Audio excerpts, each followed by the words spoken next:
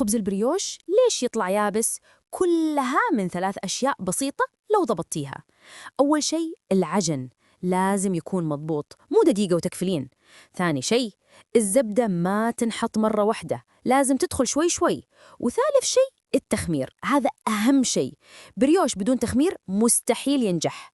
بس طبقي الخطوات بيطلع لك بريوش طري. الطريقة والمقادير: 3 أكواب دقيق، 3 ملاعق كبيرة سكر، ملعقة كبيرة خميرة، 3 بيضات، نص كوب حليب دافي، ثلث كوب زبدة لينة، ورشة ملح. الطريقة: اخلط الحليب والسكر والخميرة والبيض، ضيفي الدقيق والملح واعجني لين تمسك العجينة. بعدها دخلي الزبدة شوي شوي وكملي عجن لين تصير ناعمة.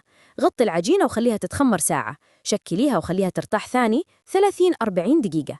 ادهني الوجه بيض وادخليها فرن 180 لمدة 20-25 دقيقة. إذا تحتاجوا خمير حضرمي أو معجمات راسلونا خاص.